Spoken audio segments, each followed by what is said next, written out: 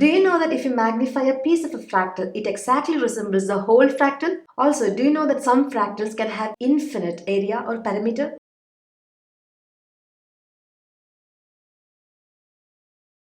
ഇങ്ങനെയൊക്കെ സംസാരിക്കുന്ന ആൾക്കാരെ കണ്ടിട്ടില്ലേ?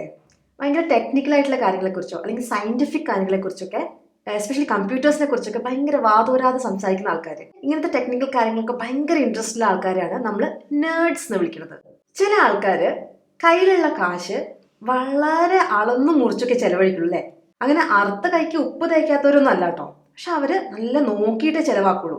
കയ്യിൽ കുറേ കാശുള്ളവരും ചിലപ്പോൾ അങ്ങനെയായിരിക്കും, ചിലപ്പോൾ തീരെ കാശില്ലാത്തവരും അങ്ങനെയായിരിക്കും. അപ്പൊ കയ്യിലെ കാശിന്റെ ഒരു അളവായിട്ടായിരിക്കില്ല അവർ ചെലവഴിക്കുന്ന രീതിയിലെ. അപ്പൊ അങ്ങനെ നോക്കിയും കണ്ടൊക്കെ കാശ് ചെലവഴിക്കുന്ന ആൾക്കാരെ നമ്മൾ വിളിക്കുക ഫ്രൂഗൽ എന്നാണ്. നമ്മളിൽ പലരും അങ്ങനെയായിരിക്കും അല്ലെ? കാശ് ചെലവഴിക്കുമ്പോൾ ഒന്ന് നോക്കിയിട്ട് അത് വേണോ, അതില്ലാണ്ട് നമുക്ക് കുഴപ്പമൊന്നുമില്ലല്ലോ, അല്ലെങ്കിൽ അതിൽ കുറഞ്ഞ റേറ്റിലെ സാധനം മതിയല്ലോ, അങ്ങനെയൊക്കെ നോക്കിയിട്ട് നമ്മൾ ചെലവഴിക്കില്ലേ? അങ്ങനത്തെ ആൾക്കാരാണ് ഫ്രൂഗൽ എന്ന് വിളിക്കുക. ഇനിയിപ്പോ ഈ നേരത്തെ പറഞ്ഞ അറുത്ത കൈക്ക് ഉപ്പ് തേക്കാത്ത ആൾക്കാരില്ലേ, അവരെങ്ങനെ വിളിക്കുക? അവർ പറയാ സ്ക്രൂജ്. എന്നാൽ ധാരാളികളായ ആൾക്കാരുണ്ടാവും അല്ലേ? എടുത്തങ്ങോട്ട് ചെലവഴിക്കും. ഫ്രണ്ട്സ് ചോദിച്ചാൽ കൊടുക്കും. വീട്ടിൽ എന്തെങ്കിലും സാധനം വാങ്ങിക്കണമെങ്കിൽ ഒരു 500 രൂപയ്ക്ക് വാങ്ങിക്കണമെങ്കിൽ ഒരു 5000 രൂപയെങ്കിലും വാങ്ങിച്ചിട്ട് വരും. അങ്ങനെ കാശ് ചെലവഴിക്കുന്നതിൽ യാതൊരു മടിയില്ലാത്ത ആൾക്കാരെ നമ്മൾ വിളിക്കുക എക്സ്ട്രാവേഗന്റ്. ഇനി ചില ആൾക്കാരുണ്ട്, നമുക്ക് അടുത്ത് പോയിരുന്ന ഇങ്ങനെ സംസാരിച്ചുകൊണ്ടിരിക്കും. ചിലപ്പോൾ നമുക്ക് ഉറക്കം വരില്ലേ, അത്രയും സംസാരിക്കും അവര്.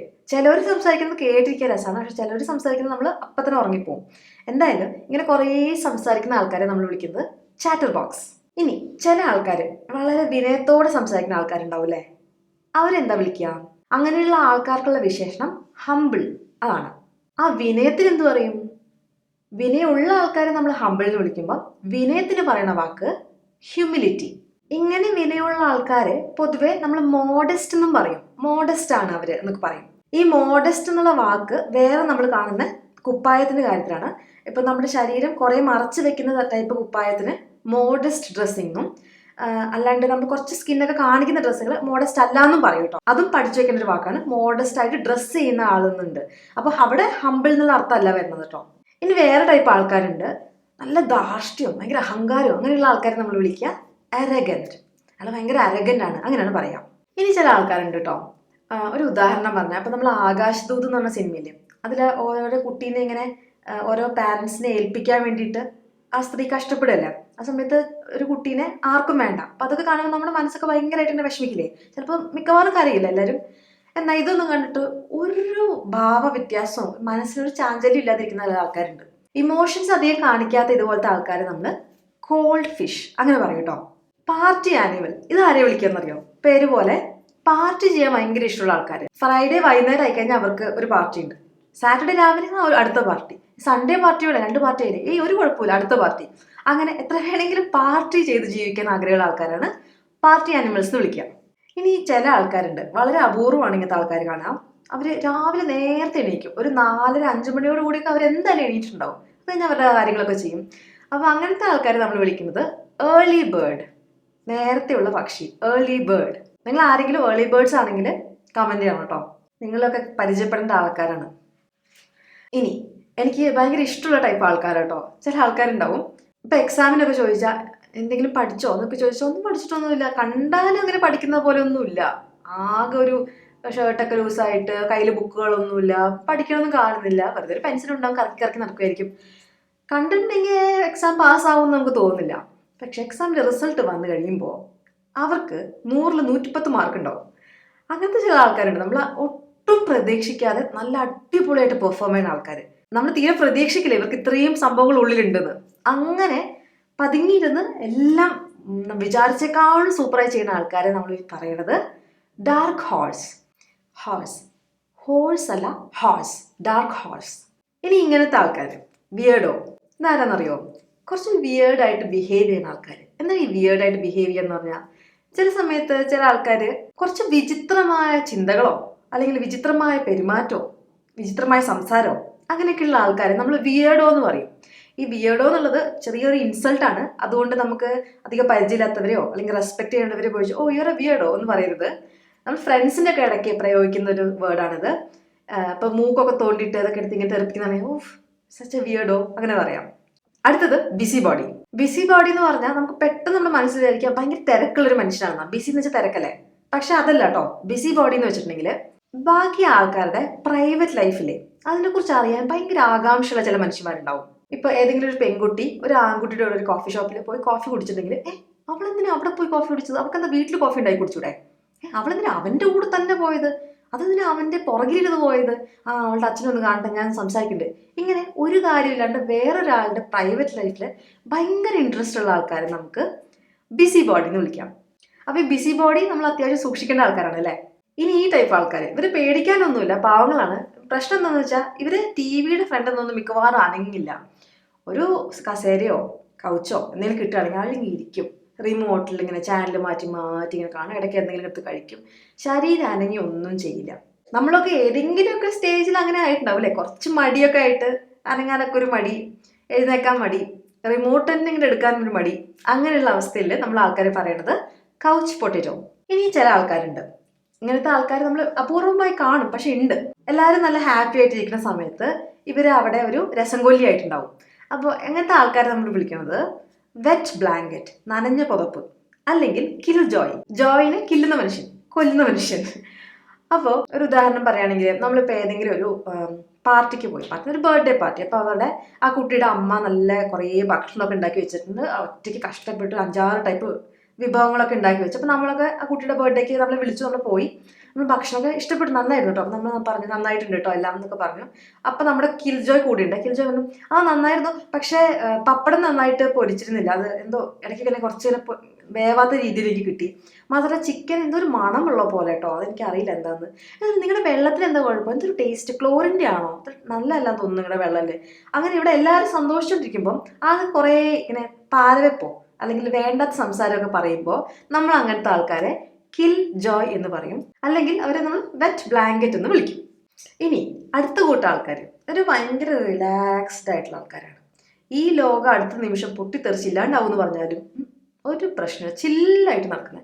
അങ്ങനത്തെ ആൾക്കാരെ നമ്മൾ ലെയ്ഡ് ബാക്ക് എന്ന് പറയും. ഹി സോ ലെയ്ഡ് ബാക്ക് എന്ന് വെച്ചിട്ടുണ്ടെങ്കിൽ അവന് യാതൊരു പ്രശ്നവുമില്ല, വളരെ ചില്ല് റിലാക്സ്ഡ് ആണ്. എസ്പെഷ്യലി എക്സാംസിനൊക്കെയാണ് ഞാൻ ഇങ്ങനത്തെ ആൾക്കാരെ കണ്ടിരിക്കുന്നത്. ഇപ്പം എന്തെങ്കിലും വൈവ ഓറൽ ടെസ്റ്റ് ഒക്കെ ഉണ്ടെങ്കിൽ അവർ വളരെ കൂളായിട്ടിരിക്കുന്നതാണ്. ചിലപ്പോൾ അവരുടെ ടേൺ ആയിരിക്കും, അവരായിരിക്കും വൈവയ്ക്ക് വിളിക്കണേ. ഒരു പ്രശ്നമില്ലാണ്ട് ഇങ്ങനെ ഇരുന്ന് വല്ല പാട്ടൊക്കെ മൂളിക്കൂടി ഇങ്ങനെ ഇരിക്കുന്നുണ്ടാവും. വൈവയോ എന്ത് വൈവ, അത് നടക്കും, ജീവിതം ഇങ്ങനെ പോവും, അങ്ങനെ ഒരു ആറ്റിറ്റ്യൂഡ്. ഇതിന് നേരെ ഓപ്പോസിറ്റാണ് അപ്ടൈറ്റ് ആൾക്കാർ. ഇപ്പം നമ്മളൊരു സിറ്റുവേഷൻ പറയുകയാണെങ്കിൽ ഇതേ വൈവയ്ക്ക് ഒരു 10 ആൾ കഴിഞ്ഞാൽ ഈ മനുഷ്യനാണെന്ന് വിചാരിച്ചോ, ഇയാൾ ഇങ്ങനെ ടെൻഷൻ അടിച്ചിട്ടുണ്ടാവും. അയ്യോ വയറ് വേദനിക്കുന്നുണ്ടോ, ബാത്റൂമിൽ പോകണോ, അല്ല മൂത്രം ഒഴിക്കണോ, അയ്യോ ഡോക്ടറെ അടുത്ത് പോകണോ, എനിക്ക് പനി വരുന്നുണ്ടോ, ആകെ ടെൻഷനാണ് ഇങ്ങനത്തെ ആൾക്കാർക്ക്. അങ്ങനത്തെ ആൾക്കാരെയാണ് നമ്മൾ അപ് ടൈറ്റ് എന്ന് വിളിക്കുക. ഈ അപ് ടൈറ്റ് എന്നുള്ള വാക്കിന് വേറൊരു അർത്ഥം കൂടിയുണ്ട്. നമ്മളെ പാരമ്പര്യവാദികൾ അങ്ങനെയാണെന്ന് തോന്നുന്നു മലയാളത്തിൽ പറയാം. എന്നുവെച്ചാൽ നമ്മൾ എങ്ങനെയാണ് ഇത്രയും കാലം കാര്യങ്ങൾ നടന്നിരുന്നത് അങ്ങനെ തന്നെ നമ്മൾ ഇനിയും മുന്നോട്ട് പോയാൽ മതി. ഇപ്പൊ കാരണം എന്താണ്, അത് ചെയ്യണോ, അതിൻ്റെ ഒന്നും ഇവിടെ പ്രസക്തി ഇല്ല. നമ്മൾ ഇത്രയും കാലം ചെയ്തതല്ല അങ്ങനെ, അതുകൊണ്ട് തന്നെ ഇനി അങ്ങനെ തന്നെ വേണം. അങ്ങനെ നമ്മൾ ചെയ്ത രീതിയിൽ തന്നെ കാര്യങ്ങൾ ചെയ്യണമെന്ന് വളരെ റിജിഡ് എന്ന് പറഞ്ഞാൽ എന്താ, സ്ട്രോങ് ആയിട്ട് ബിലീവ് ചെയ്യുന്ന ആൾക്കാർ നമ്മൾ അപ് ടൈറ്റ് എന്ന് പറയും കേട്ടോ. അടുത്തത് എക്സ്ട്രവേർട്ട് എന്ന് വെച്ചിട്ടുണ്ടെങ്കിൽ ഇപ്പോൾ കുറച്ച് ആൾക്കാരുടെയൊക്കെ കൂട്ടമുണ്ടെങ്കിൽ അവരോട് കയറി മുട്ടി സംസാരിക്കാനും തമാശ പറയാനും അല്ലെങ്കിൽ എൻജോയ് ചെയ്യാനും യാതൊരു ബുദ്ധിമുട്ടില്ലാത്ത ആൾക്കാർ. അവർ സംസാരിക്കാൻ അവർക്ക് യാതൊരു ബുദ്ധിമുട്ടില്ല, ഇടിച്ച് കയറി സംസാരിക്കും, ഒരു പ്രശ്നമില്ല. സോഷ്യൽ ഗ്രൂപ്പ്സിലൊക്കെ നല്ല ആക്റ്റീവ് ആയിട്ടുള്ള ആൾക്കാരായിരിക്കും എക്സ്ട്രോവേർട്ട് ആയ ആൾക്കാർ. ഇത് നേരെ ഓപ്പോസിറ്റ് ആയ ആൾക്കാരാണ് ഇൻട്രോവേർട്ട്സ് എന്ന് പറയും. ഉള്ളിലോട്ട് കുറച്ച് വലിഞ്ഞു നിൽക്കുന്ന ആൾക്കാർ. അവർക്ക് വേറെ പ്രശ്നങ്ങളൊന്നും ഇല്ല കേട്ടോ, അതൊരു പ്രശ്നമൊന്നുമല്ല. അവർക്ക് പൊതുവെ ആൾക്കൂട്ടത്തിനോടൊന്നും അങ്ങനെ വലിയ താല്പര്യം കാണില്ല. ഒറ്റയ്ക്ക് ഇരിക്കുക അല്ലെങ്കിൽ വളരെ ക്ലോസ് ആയ കുറച്ച് ഫ്രണ്ട്സിനോട് സംസാരിക്കുക, അതൊക്കെ ആയിരിക്കും അവർക്ക് കൂടുതൽ ഇഷ്ടം. ഭയങ്കര ബഹളക്കാരൊന്നും ആയിരിക്കില്ല. പൊതുവെ കുറച്ച് ആൾക്കാരുടെ കൂട്ടത്തിൽ കൊണ്ടിട്ടാൽ ചിലപ്പോൾ അവർക്ക് അങ്ങനെ സംസാരിക്കാൻ പറ്റിയെന്ന് വരില്ല. ചിലപ്പോൾ അവരൊരു സൈഡിലേക്കൊക്കെ മാറിയോടെ നിൽക്കുന്നുണ്ടാവും. ഇനിയിപ്പോൾ ഇത് രണ്ടും കുറച്ചുള്ള ഇതിനൊരു മിഡിലിൽ പോകുന്ന ആൾക്കാരെയാണ് നമ്മൾ ആംബിവേർട്ട് എന്ന് പറയാം. എന്ന് വെച്ചാൽ ഭയങ്കര എക്സ്ട്രോവേർട്ടും അല്ല ഭയങ്കര ഇൻട്രോവേർട്ടും അല്ല, രണ്ടിനും മിക്സ് ആയിട്ട് പോകുന്ന ആൾക്കാരെ നമ്മൾ ആംബിവേർട്ട് എന്ന് പറയും. ഇൻട്രോവേർട്ടും എക്സ്ട്രോവേർട്ടും ആംബിവേർട്ടും കേട്ട കുറച്ച് ആൾക്കാരെങ്കിലും ഇപ്പോൾ വിചാരിക്കുന്നത് എക്സ്ട്രോവേർട്ട് ആണെങ്കിൽ നല്ലതായിരിക്കും, ഇൻട്രോവേർട്ട് ആയിരിക്കും നല്ലതായിരിക്കും, മറ്റേതാണെങ്കിൽ നല്ലതല്ല, അങ്ങനെയൊക്കെ വിചാരിക്കുന്നുണ്ടാവും. ഇതിൽ അങ്ങനെയൊന്നുമില്ല, ഇതൊക്കെ ഒരു ആൾക്കാരുടെ പേഴ്സണാലിറ്റി ആണെന്നേ ഉള്ളൂ. ഏത് രീതിയിലാണെങ്കിലും ആവാം. എക്സ്ട്രോവേർട്സിനെ ഇഷ്ടപ്പെടുന്ന ആൾക്കാർ കുറേ ഉണ്ടാവും, ഇൻട്രോവേർട്സിനെ ഇഷ്ടപ്പെടുന്ന ആൾക്കാർ കുറേ ഉണ്ടാവും, ആംബിവേർട്സിനെ ഇഷ്ടപ്പെടുന്ന ആൾക്കാരുണ്ടാവും. അതൊക്കെ നമ്മുടെ ഒരു ഇഷ്ടങ്ങൾ, ഇതിലൊന്നും ഒരു കുഴപ്പമില്ല കേട്ടോ. ഇനി വേറെ ടൈപ്പ് ആൾക്കാരാണ് സബ്മിസീവ് എന്ന് വെച്ചിട്ടുണ്ടെങ്കിൽ വേറെ ആൾക്കാർ പറയുന്ന കാര്യങ്ങളോ അല്ലെങ്കിൽ അവരുടെ ഇഷ്ടങ്ങൾക്കോ എതിര് പറയാണ്ട് അതങ്ങ് അംഗീകരിച്ച് ജീവിക്കുന്ന ആൾക്കാർ. അങ്ങനെയുള്ള ആൾക്കാർ നമ്മൾ സബ്മിസീവ് ആണെന്നാണ് പറയാം. ഈ സബ്മിസീവായ ആൾക്കാർക്ക് ചിലപ്പോൾ അഭിപ്രായങ്ങൾ ഉണ്ടാവാതിരിക്കണമെന്നൊന്നുമില്ല, പക്ഷെ അവര് കൂടുതൽ പ്രിഫർ ചെയ്യണത് വേറെ ആൾക്കാർ, ഒന്നില്ലെങ്കിൽ അവരുടെക്കാളും സീനിയർ ആയിട്ടുള്ള ആൾക്കാർ, അല്ലെങ്കിൽ ബാക്കിയുള്ള ആൾക്കാർ അവരെന്താണ് അഭിപ്രായം അതുപോലെ അങ്ങോട്ട് ചെയ്യാം. എനിക്കങ്ങനെ പ്രത്യേകിച്ച് എൻ്റെ അഭിപ്രായം ചെയ്യണമെന്നോ അത് വേറെ ആളിൽ അടിച്ചേൽപ്പിക്കണമെന്നോ അങ്ങനെ ഒരു ആഗ്രഹമില്ല. വേറെ ആൾക്കാർ പറയുന്നത് കേട്ടങ്ങ് ജീവിക്കാം. അങ്ങനത്തെ ആൾക്കാരാണ് നമ്മൾ സബ്മിസിവ് എന്ന് പറയാം. ഇനി ഡിപ്ലോമാറ്റിക് അല്ലെങ്കിൽ ടാക്ട്ഫുൾ ആയിട്ടുള്ള ആൾക്കാർ, ആരെങ്ങനെ വേദനിപ്പിക്കാണ്ട് അല്ലെങ്കിൽ വിഷമിപ്പിക്കാണ്ട് സംസാരിച്ച് മുന്നോട്ടേക്ക് പോകുന്ന ആൾക്കാരെയാണ് നമ്മൾ പൊതുവെ ഡിപ്ലോമാറ്റിക് എന്ന് പറയാം. പൊതുവെ അവരിങ്ങനെ വെറുപ്പിക്കാറില്ല. പൊതുവെ രാഷ്ട്രീയക്കാരൊക്കെ ചെയ്യണ കണ്ടിട്ടുണ്ട് ഡിപ്ലോമസി. ഇതൊരു സ്കില്ലാണ്. ആരെയും മുഷിപ്പിക്കാണ്ട് സംസാരിക്കുന്ന ആ രീതിയില്ല, അത് ശരിക്കും ഒരു സ്കില്ലാണ്. നമുക്ക് എല്ലാവർക്കും അത് പറ്റിയെന്ന് വരില്ല. ചില സമയത്ത് അത് കുറച്ച് അപകടകരമാണ്. കാരണം നമ്മൾ തെറ്റ് എന്താണെന്ന് പറഞ്ഞില്ലെങ്കിൽ രണ്ടു ഭാഗത്ത് ന്യായീകരിക്കുന്ന പോലെ ആയിപ്പോലെ. അതുകൊണ്ട് എപ്പോഴും ഡിപ്ലോമാറ്റിക് ആയിരിക്കുന്നത് ശരിയല്ല. എന്നാൽ ഡിപ്ലോമസി വേണ്ട സമയത്ത് അത് എടുത്ത് ഉപയോഗിച്ചില്ലെങ്കിൽ കാര്യങ്ങളെല്ലാം കൈവിട്ട് പോവുകയും ചെയ്യും അല്ലേ. ഒരു ഉദാഹരണം പറയുകയാണെങ്കിൽ, ഇപ്പോൾ നമ്മുടെ വീട്ടിലെ ചേച്ചിയോ അനിയത്തിയോ അല്ലെങ്കിൽ അമ്മയോ ആരെങ്കിലും നല്ല ഡ്രസ്സൊക്കെ ഇട്ടിട്ട് നല്ല ഉടുപ്പൊക്കെ ഇട്ടിട്ട് വരികയാണെങ്കിൽ അവരെങ്ങനെയുണ്ടെന്ന് ചോദിച്ചാൽ ഡിപ്ലോമാറ്റിക് ആയ ആൾക്കാർ ആ കൊള്ളാം കുഴപ്പമില്ല അങ്ങനെയൊക്കെ പറഞ്ഞങ്ങ് പോകും. ഇനി വേറെ ചില ആൾക്കാരുണ്ട് അൺബയാസ്ഡ് ആയിട്ടുള്ള ആൾക്കാർ. അവരെന്ത് ചെയ്യും, പൊതുവെ എന്തെങ്കിലും ഒരു പ്രശ്നം ഉണ്ടെങ്കിൽ രണ്ട് ചേരിയിലെ ആൾക്കാർ നിൽക്കുകയാണെങ്കിൽ ഓരോ ആളുടെ ഭാഗത്താ ശരിയെങ്കിൽ നമ്മൾ ഇയാള് പറഞ്ഞതാ ശരി മറ്റേയാൾ തെറ്റാ എന്ന് അങ്ങനെ എതിർത്ത് പറയില്ലേ. അങ്ങനെ പറയാനുള്ള ആ ഒരു കഴിവിനെയാണ് അൺബയാസ്ഡ് ആയിട്ട് സംസാരിക്കുക എന്ന് പറയാം. അങ്ങനെയുള്ള ആൾക്കാരെ നമ്മൾ അൺബയാസ്ഡ് ആണെന്ന് പറയും. ബയാസ് എന്ന് പറഞ്ഞ വാക്ക് ഇവിടെ ഇമ്പോർട്ടൻ്റ് ആണ്. ഏതെങ്കിലും ഒരു കാര്യത്തോട് ചായുക, ഏതെങ്കിലും ഒരു പക്ഷത്തോട് ചായുക, അങ്ങനെയാണ് ബയാസ് എന്ന് പറഞ്ഞ അർത്ഥം. ബയാസ് ഇല്ല എന്ന് പറഞ്ഞിട്ടുണ്ടെങ്കിൽ ഒരു ചായവുമില്ല. എവിടെയാണ് നേര്, എവിടെയാണ് ഫെയർ ആയിരിക്കുന്നത്, എവിടെയാണ് സത്യം, അതിൻ്റെ ഒരു ഭാഗത്ത് നിൽക്കുക. അതാണ് ഫെയർ ആയിട്ടിരിക്കുക അല്ലെങ്കിൽ അൺബയാസ്ഡ് ആയിട്ടിരിക്കുക എന്ന് പറയുമ്പോൾ ഉദ്ദേശിക്കുന്നത്. ഇനി നല്ല മോട്ടിവേറ്റഡ് ആയിട്ടുള്ള ആൾക്കാർ നമ്മൾ ഡ്രിവൻ എന്ന് പറയും. നല്ല അവർക്ക് ഡ്രൈവ് ഉണ്ട്. ഡ്രൈവ് എന്ന് വെച്ചാൽ വണ്ടി ഓടിക്കാന്ന് മാത്രമല്ല അർത്ഥം. എന്തെങ്കിലും ഒരു കാര്യം തീരുമാനിച്ചാൽ നമുക്കത് നേടണം, അത് എങ്ങനെയെങ്കിലും നമുക്കത് എത്തിച്ചേരണം അവിടെ എന്നൊക്കെ വളരെ മോട്ടിവേഷനുള്ള ആൾക്കാരെ നമ്മൾ ഡ്രിവൻ എന്ന് വിളിക്കും. അടുത്തൊരു കൂട്ടം ആൾക്കാരാണ് വെയിൻ.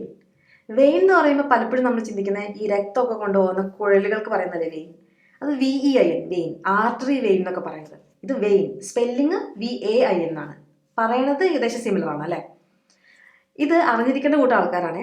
ഞാനൊരു സംഭവമാണ് എന്ന് വിചാരിക്കുന്ന കൂട്ടം ആൾക്കാരില്ലേ, അവരെയാണ് വെയിൻ എന്ന് വിളിക്കുക. ഇപ്പോൾ എന്നെ കണ്ട ഐശ്വര്യമായിട്ട് ലുക്കില്ലേ, ഈ സൈഡിൽ നിന്ന് സുസ്മിതാസൻ അല്ലേ, അങ്ങനെ തന്നെയല്ലേ ഞാൻ വരച്ച പടങ്ങൾ, എന്തൊരു ഭംഗിയാ, ഈ ക്ലാസ്സിൽ ഏറ്റവും നന്നായി വരയ്ക്കുന്നത് ഞാൻ തന്നെയാണ്. ഇങ്ങനെ താൻ ചെയ്യുന്ന കാര്യങ്ങളെല്ലാം കിടിലുമാണ് എന്ന് വിചാരിക്കുന്ന ആൾക്കാരെയാണ് നമ്മൾ വെയിൻ എന്ന് പറയാം. അടുത്ത കൂട്ടം ആൾക്കാരാണ് ഷീപ്പിഷ്. ഇത് ഷീപ്പിന് ഇഷ്ടപ്പെടുന്ന ആൾക്കാരല്ല. ഷീപ്പിഷ് എന്ന് പറഞ്ഞിട്ടുണ്ടെങ്കിൽ കുറച്ച് കോൺഫിഡൻസ് കുറവുള്ള ആൾക്കാർ. അവർക്കങ്ങനെ സംസാരിക്കാനൊരു ചമ്മലാണ്. ഇൻട്രോവേർട്സ് ഇവരാവണമെന്നില്ല കേട്ടോ. നേരത്തെ നമ്മൾ ഇൻട്രോവേർട്സ് പഠിച്ചു. ഇൻട്രോവേർട്സ് എന്ന് വെച്ചാൽ ഒരു കൂട്ടം ആൾക്കാരെടുത്ത് സംസാരിക്കാൻ അത്ര താല്പര്യമില്ലാത്ത ആൾക്കാർ. അവർക്ക് ഒറ്റയ്ക്ക് നിൽക്കുന്നതോ സ്വന്തം അടുത്ത ആൾക്കാരെടുത്ത് സംസാരിക്കുന്നതായിരിക്കും കൂടുതൽ ഇഷ്ടം. അവർ ഷൈ ഒന്നും ആവണമെന്നില്ല, അവർക്ക് അത്ര താല്പര്യമില്ല. പക്ഷെ ഷീപ്പിഷ് എന്ന് വെച്ചാൽ അവർക്ക് കോൺഫിഡൻസ് തീരെയില്ല, അവർക്ക് സംസാരിക്കാനും ധൈര്യം ഉണ്ടാവില്ല, മൊത്തം ഒരു ചമ്മലായിരിക്കും അവർക്ക്. അങ്ങനത്തെ ആൾക്കാരെ നമ്മൾ ഷീപ്പിഷ് എന്ന് വിളിക്കും. പിന്നെ കുറച്ച് ആൾക്കാരുണ്ട്, പണ്ട് നമ്മൾ TV-യിലൊക്കെ ഒരു പ്രോഗ്രാം ഉണ്ടായിരുന്നു, ഗുലുമാലോ അങ്ങനെ എന്തൊക്കെയോ പറഞ്ഞു, എനിക്ക് ഓർമ്മയില്ല കൃത്യമായിട്ട് പേര്. ആൾക്കാരിങ്ങനെ വഴി കൂടെ പോകുമ്പോൾ എന്തെങ്കിലുമൊക്കെ കുസൃതികൾ ഒപ്പിച്ച് ക്യാമറ ഷൂട്ട് ചെയ്ത അവസാനം ഇവർ പറ്റിച്ചെന്ന് പറഞ്ഞ് തല്ലുകൊള്ളുന്ന കുറച്ച് ആൾക്കാരില്ലേ, അങ്ങനത്തെ ആൾക്കാരെ നമ്മൾ പറയുന്നത് പ്രാങ്ക്സ്റ്റർ. അപ്പോൾ ഈ കാണിക്കുന്ന പ്രവൃത്തിയില്ലേ, ആ കുസൃതി, ആ കുറുമ്പൊക്കെ, അതിന് നമ്മൾ പ്രാങ്ക് എന്ന് വിളിക്കും. ഇപ്പോൾ ഡോറിൻ്റെ പുറകിൽ ഒളിച്ചു നിന്നിട്ട് ഭൗ എന്ന് വെക്കില്ലേ, അതൊക്കെ ഒരു പ്രാങ്കാണ്.